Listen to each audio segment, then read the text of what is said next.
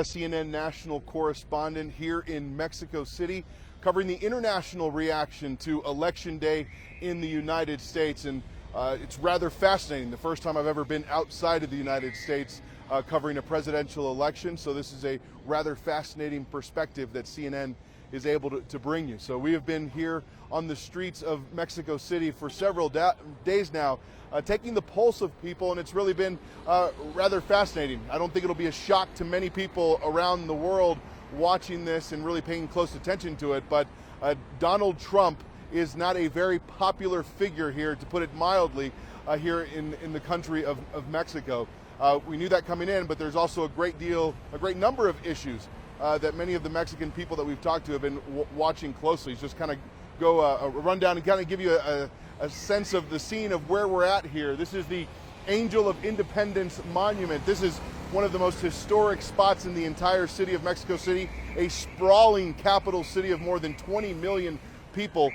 Interestingly enough, all the people you see gathered behind me right now, this is actually a protest against the Trans-Pacific Partnership, TPP, which we have heard so much about in the U.S. presidential election. Thousands of workers just a short while ago took off on a protest here. They're protesting on their own against this. But this could be a spot. This is an area, this Angel of Independence is an area where on huge moments in Mexican history, thousands, tens of thousands of people will flock here to this square to celebrate, protest, whatever the case might be.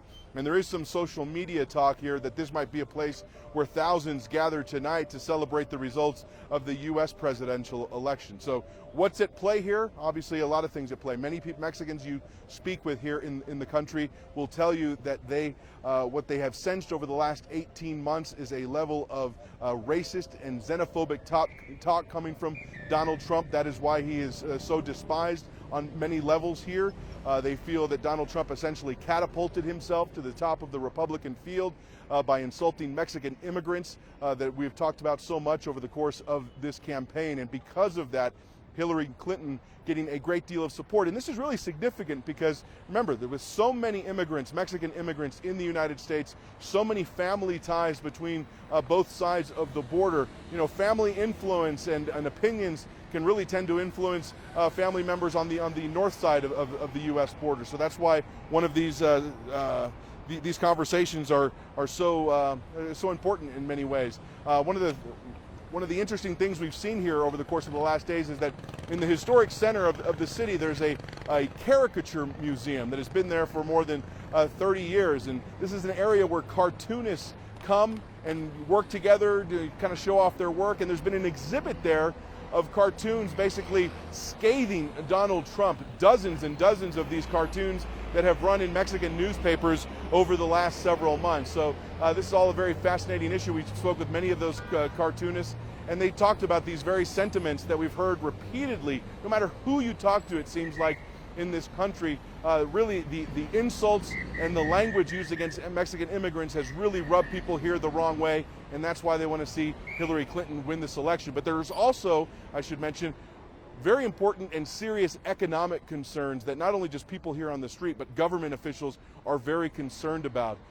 Anytime there has been an indication over the last few months that Donald Trump could be gaining ground or moving in a direction, polls suggesting that he might be beating Hillary Clinton, that has hurt the value of the Mexican peso very quickly, and it's very connected. In fact, on Sunday, when the news broke that the FBI was essentially abandoning its investigation into Hillary Clinton's emails and that the case was closed once again, in the hours just after that announcement, the Mexican peso jumped 2% against the U.S. dollar. So there is a great deal of concern, contingency plans being organized and put into place in case this country wakes up on Wednesday morning to hear the news that Donald Trump is president-elect of the United States. So from the top government ranks all the way down to people on the street that we've been talking to, a great deal of concern. So I'll take a little moment, as I've waxed on long enough here, to kind of give you a scene setter. I'll give you some of the questions that I'm getting here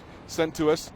based on what you're seeing, which candidate are people leaning toward? And as I've mentioned, Hillary Clinton, a great deal of support. In fact, yesterday there was a survey put out, I can't remember by who it was, but it suggested that at least 95% of the Mexican people supported Hillary Clinton, which was funny because one of the cartoonists that we were talking about, I kind of jokingly asked him, what kind of support do you think he had Hillary Clinton had percentage-wise here in this country, and he joked about 99%. Of course, that wasn't scientific, but this was actually pretty close. So it's very difficult to find a Donald Trump supporter here in this country. The main worries, another question we're getting, what are the main worries of the people here? Kind of the things we've talked about. The economic concerns is really important.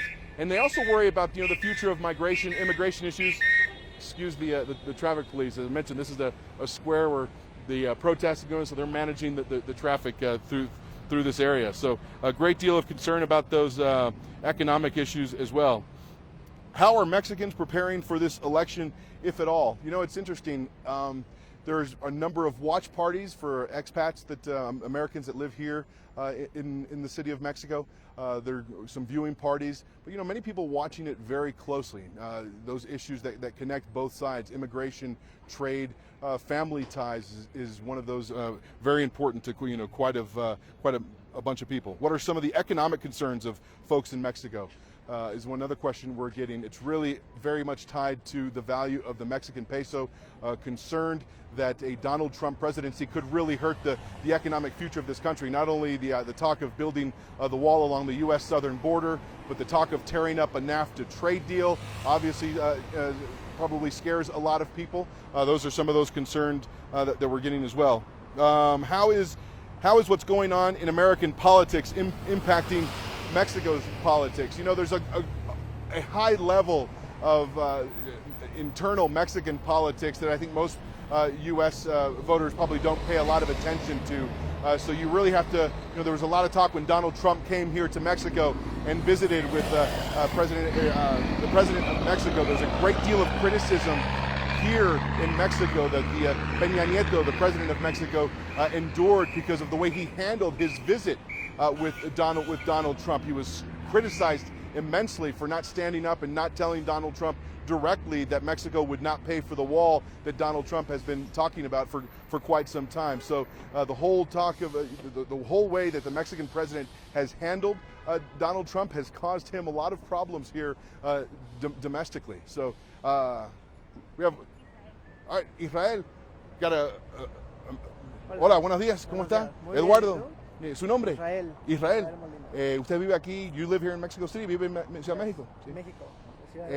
Who are you voting for? ¿Quién apoya? Or no, you're not voting for anybody, who I'm talking about. ¿Quién apoya en la elección de Estados Unidos? ¿Hillary Clinton o Donald Trump? Pues mira, yo he visto que la mayoría de latinos están yendo por Hillary Clinton, por las propuestas que traen, pero tendríamos que replantear que las propuestas, porque pues los dos tienen cosas malas que exhibir. He says that the majority of the people here in Mexico are voting or would support Hillary Clinton.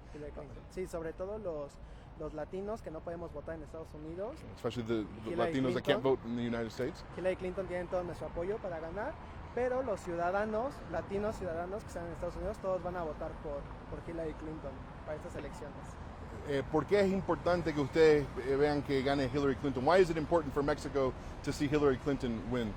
Okay, pues porque Hillary Clinton no discrimina, no hace discursos de racismo contra los mexicanos. Hillary Clinton doesn't discriminate. His speeches aren't based on racism against Mexicans. En estos tiempos de la sociedad no se puede permitir que siga el racismo y que una persona es más que otra solo por donde nace. See, this kind of the speech that we've heard from Donald Trump is not something that we should be able to tolerate. Oye, un placer. Thank you very much. Gracias. So that in a nutshell is what we've heard repeatedly. It is the thing that you hear immediately from people, and that talk, the way essentially Donald Trump started off his presidential campaign more than a year ago, describing Mexican immigrants as drug dealers and rapists. That one moment in this campaign has really cast a shadow for many Mexican immigrants, Mexican citizens here, Mexican citizens here in Mexico, as well as Latino voters in the United States. It's amazing that one line has really resonated and stuck around so long, considering that it was said more than a year ago, and that has really clouded Donald Trump's campaign. And it has really been virtually impossible for that campaign to shake off over the course of the last few years. So let me check a few more of the questions we're getting here. You said there are people protesting. Could you speak on that again? The people protesting behind us were Mexican workers protesting the Trans-Pacific Partnership. That just happened to coincide with Election Day here in the United States. So that all the activity that you saw behind me, that's what all that was about. So that is our time here in Mexico City. It has been a fascinating place to visit. I hope you enjoyed our conversation, and get out and vote on this Election Day.